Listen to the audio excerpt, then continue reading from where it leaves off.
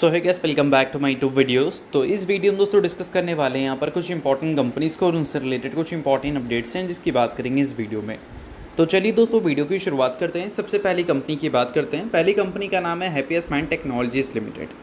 But इसको discuss करने से पहले दोस्तों, अगर आपने अभी तक चैनल को सब्सक्राइब नहीं किया है तो चैनल को सब्सक्राइब करके बेल आइकन को प्रेस कर लो और टेलीग्राम चैनल को भी ज्वाइन कर लो, जिसका लिंक आपको डिस्क्रिप्शन में देखने को मिल जाएगा। और दोस्तों एक डिस्क्लेमर भी है, जो भी कंपनी से रिलेटेड न्यूज़ एंड अपडेट्स हम लोग कवर करेंगे वो सारी न्यूज़ एंड अपडेट्स सिर्फ और सिर्फ एजुकेशन पर्पस के लिए, सीखने के लिए है। तो इसको किसी भी तरह का इन्वेस्टमेंट एडवाइस मत समझना, आप खुद से रिसर्च और एनालिसिस भी कर सकते हैं। तो चलिए दोस्तों वीडियो की शुरुआत करते हैं। सबसे पहले बात करते हैं हैप्पीएस्ट माइंड टेक्नोलॉजीज से रिलेटेड कुछ इंपॉर्टेंट न्यूज़ एंड अपडेट्स के बारे में। सो दोस्तों अगर हैप्पीएस्ट माइंड टेक्नोलॉजीज़ की बात करें तो काफ़ी सालों से इस कंपनी का जो परफॉर्मेंस है वो हमें डिसअपॉइंटिंग देखने को मिली है। और 52 वीक हाई से अब तक का परफॉर्मेंस अगर हम देखें तो ये कंपनी लगभग 30% आपको नीचे देखने को मिलेगी। अब इस 30% गिरावट का सबसे बड़ा रीज़न तो अब सभी को पता ही है कि कंपनी का अर्निंग्स हैं, जो कि काफ़ी टाइम से ग्रोथ रिपोर्ट कर ही नहीं पाया है। अगर हम पिछले 3 साल के प्रॉफिट ग्रोथ CAGR देखें तो वो हमें सिंगल डिजिट में देखने को मिलते हैं, और पिछले 1 साल के नंबर को देखें तो वो भी हमें नेगेटिव देखने को मिलता है। अब सबसे इंटरेस्टिंग बात दोस्तों यहाँ पर यह है कि जब हम कंपनी के पेग रेशो के कॉलम को देखते हैं तो वहाँ पर नंबर देखने को मिलता है 35.1 का। अब 35.1 एग्जैक्ट है क्या, वो मैं आपको समझाता हूँ। तो देखो, पेग रेशो का फुल फॉर्म होता है price to earning growth ratio, यानी कि फ्यूचर के ग्रोथ के हिसाब से कंपनी का जो present price to earning multiples है वो सस्ता है या फिर महंगा है, ये दिखाता है पेग रेशो। पेग रेशो अगर 1 से ज़्यादा हुआ तो बोला जाता है कि वैल्यूएशन कंपनी का महंगा है, यानी कि PE रेशो या फिर price to earning ratio company का महंगा है ग्रोथ के हिसाब से। और 1 से अगर कम हुआ तो फिर सस्ता है। अब इस कंपनी का पेग रेशो कितना दिख रहा है? 1 से ऊपर दिख रहा है, बट कितना दिख रहा है? 35, यानी कि मार्केट के हिसाब से कंपनी जो फ्यूचर में ग्रोथ रिपोर्ट करेगी उसको देखते हुए जो कंपनी का प्रेजेंट वैल्यूएशन है वो काफ़ी ज़्यादा एक्सपेंसिव है। ये मार्केट इस रेशो से हमें बता रही है। इस चीज़ को हम ब्लाइंडली फॉलो नहीं कर सकते, क्योंकि और भी काफ़ी सारे पैरामीटर्स होते हैं वैल्यूएशन को एनालिसिस करने का, बट इस चीज़ को मैंने समझाने की कोशिश की है। अगर आप बिगिनर हैं तो इस चीज़ को समझ सकते हैं। अब देखो दोस्तों, अभी कंपनी का जो प्राइस टू अर्निंग मल्टीपल्स है वो कितना है? 45.5 का। ये अगस्त तक का डेटा है। अगर हम बात करें पिछले 1 साल का तो उसमें आपको और क्लैरिटी मिल जाएगा। हाँ देख लो कितना है, 11 सितंबर तक का कितना है? 43.7 का। अब इससे क्लियर पता चलता है हमें कि मार्केट एक टाइम पे जो इस कंपनी को वैल्यूएशन दे रखी थी लगभग 140 के PE का, वो अभी के टाइम पे 40 के आसपास आ चुका है। यानी कि वैल्यूएशन बहुत ज़्यादा टूटा है। बहुत ज़्यादा क्यों टूटा है भाई? क्योंकि एक टाइम पे कंपनी के जो EPS 16 रुपीज़ पे हमें देखने को मिलते थे, वो अभी के टाइम पे अगर देखोगे तो काफ़ी ज़्यादा नीचे गिर चुके हैं। और अभी अगर कंपनी के EPS को हम देखें पहले से कंपेयर कर तो कितने पे आ चुके हैं? लगभग 12.5 रुपये पे। और पहले ये नंबर कितना था? 16 रुपये तक था। तो पिछले कुछ सालों में तो कंपनी ने ग्रोथ दिखाया ही नहीं है अपने EPS में, और इसी वजह से वैल्यूएशंस कंपनी का टूटा है। और जो पेस में कंपनी ग्रोथ रिपोर्ट की है, अगर मार्केट वही पेस पे आगे भी ग्रोथ एज्यूम कर रही है तो उस हिसाब से 40 का PE इस कंपनी के लिए बहुत ज़्यादा महंगा है। ये कंपनी का पेग रेशो दिखा रहा है। बाकी देखते हैं कि आगे चलकर कंपनी के मैनेजमेंट के हिसाब से ग्रोथ गाइडेंस हमें चेंज होती हुई देखने को मिलती है या नहीं, या फिर कुछ और ही देखने को मिलता है। तो ये सारी चीज़ों को आप अच्छी तरह से देख लो, रिसर्च कर लो, क्योंकि काफ़ी वैल्यूबल पॉइंट्स मैंने बताई है। एजुकेशन पर्पज़ के लिए कोई रिकमेंडेशन इसको मत लेना। सो दोस्तों वीडियो में आगे बढ़ने से पहले बात कर लेते हैं fundamentals and technical strategy mastery program के बारे में, जिसको आप एक्सेस कर सकते हैं मात्र 249 रुपीज़ देकर।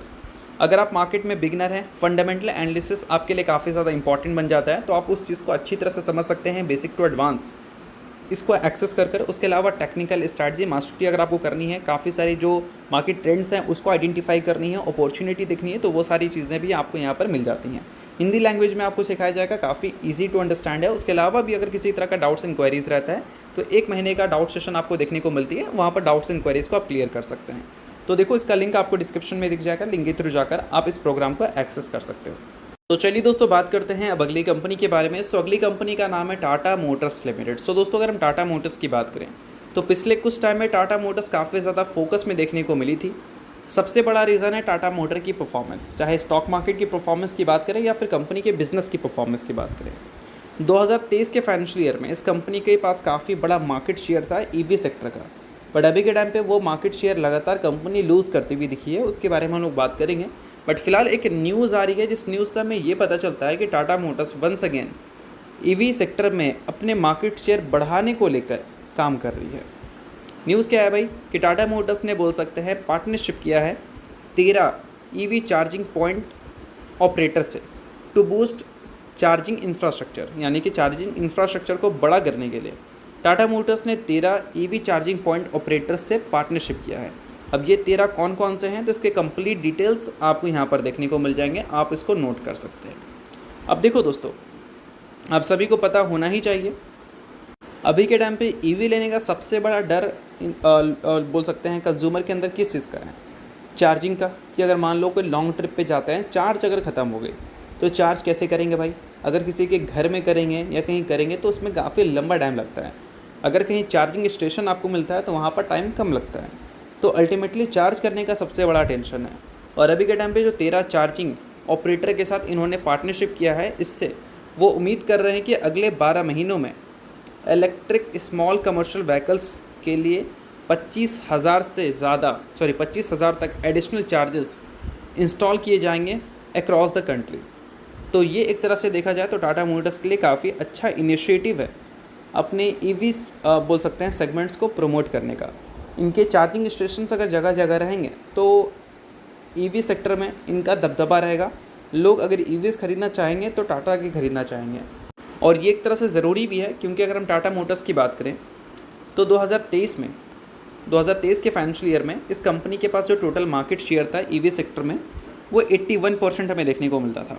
24 में मार्केट शेयर हमें गिरकर 70% तक आते हुए देखने को मिले थे। जून के महीने की बात करें तो मार्केट शेयर गिरकर हमें 53% तक देखने को मिल रहा था, और कुछ रिपोर्ट्स ये कह रहे थे कि मई के महीने में इनका जो मार्केट शेयर था ईवी सेगमेंट में वो 35% था। तो कहाँ 80% से ऊपर और कहाँ 35%। तो आप समझ सकते हैं कि नए नए प्लेयर्स आने की वजह से टाटा मोटर्स को अच्छा खासा मार्केट शेयर गंवाना पड़ा है। बट अगर चार्जिंग स्टेशन को ऑल ओवर इंडिया वो अगर सेटअप करते हैं तो इससे क्या है कि इनके जो मार्केट शेयर है वो पहले की तरह नॉर्मल भी हो सकते हैं। 81% तक जाना तो काफ़ी मुश्किल है, बट हाँ बोल सकते हैं कि मार्केट शेयर कंपनी थोड़ा गेन ज़रूर कर सकती है, जो इस कंपनी के लिए एक प्लस पॉइंट रह सकते हैं। इसके अलावा एक और न्यूज़ आ रही है दोस्तों, ये न्यूज़ देखा जाए तो कुछ खास अच्छी है नहीं। न्यूज़ ये है कि जो JLR ने प्रोडक्शन हॉल्ट लगाया था, यानी कि प्रोडक्शन रोकने की बात कही थी, उसको कंपनी ने एक्सटेंड किया है। अभी रिसेंटली आपको पता ही होगा कि JLR में एक हमें साइबर अटैक्स देखने को मिले थे, साइबर सिक्योरिटी ब्रीच हुआ था। इसमें 5 मिलियन यूरोस का पर डे लॉस हमें जैगवार लैंड रोवर फेस करती हुई दिखी थी। और अभी के टाइम पे वो बता रही है कि वो जो प्रोडक्शन हॉल्ट लगाई थी उसको वो एक्सटेंड कर 24 सितंबर कर रहे हैं, यानी कि 24 सितंबर तक कंपनी की कोई प्रोडक्शन हमें देखने को मिलेगी नहीं। और प्रोडक्शन हॉल्ट का मतलब क्या है कि कंपनी कम गाड़ी बनाएगी तो अल्टीमेटली क्या होगा, कंपनी के पास सप्लाई उतनी नहीं रहेगी अगर डिमांड ज़्यादा है तो, और सप्लाई नहीं रहेगी तो कंपनी के रेवेन्यू एंड प्रॉफिट में इसका इम्पैक्ट दिखेगा। और अभी के टाइम पे JLR जो है वो टाटा मोटर्स के कंसोलिडेटेड रेवेन्यू में 70% कंट्रीब्यूट करती है। तो ये बड़ी खबर है, और ये न्यूज़ आने के बाद टाटा मोटर्स की परफॉर्मेंस भी वीक देखने को मिला था। तो ये सारी चीज़ों को आप नोट ज़रूर कर सकते हैं। बाकी इसके अलावा बात करें अगली कंपनी के बारे में तो नाम है दोस्तों VBL, यानी कि वरुण बेवरेजेस लिमिटेड। बट इसको डिस्कस करने से पहले दोस्तों, अगर आपने अभी तक टेलीग्राम चैनल को ज्वाइन नहीं किया है तो उसको जाकर आप ज्वाइन कर लो। सेबी रजिस्टर्ड टेलीग्राम चैनल है, किसी भी तरह का डाउट्स इंक्वायरीज होता है तो टेलीग्राम पे आकर अपने डाउट्स इंक्वायरीज को आप क्लियर कर सकते हैं। अब दोस्तों अगर हम VBL की बात करें तो VBL से रिलेटेड फ़िलहाल देखा जाए तो एक सिनेरियोज़ हमेशा देखने को मिल रही है, और वो है downgrade scenarios. Multiple brokerage house की तरफ से हो या फिर कंपनी का परफॉर्मेंस हो, सभी हमें वीक परफॉर्म करता हुआ दिख रहा है। 52 वीक हाई से 30% के आसपास ये कंपनी नीचे आती हुई दिख रही है। अगर हम इसी पीरियड में अगर वैल्यूएशंस की बात करें तो वैल्यूएशन एक टाइम पे 100 का मिल रखा था कंपनी को, जो कि अभी के टाइम पे देखोगे तो 60 से भी नीचे जा चुका है। यानी कि बोल सकता है कि 40% से ज़्यादा भी कंपनी का PE हमें टूटता हुआ दिखा है। अब वैल्यूएशंस इतना ज़्यादा इसीलिए टूटा है क्योंकि बीच में कंपनी की ग्रोथ हमें कुछ खास अच्छी देखने को मिली नहीं थी, चाहे हम कंपनी के रेवेन्यू की बात करें या फिर कंपनी के प्रॉफिट की बात करें।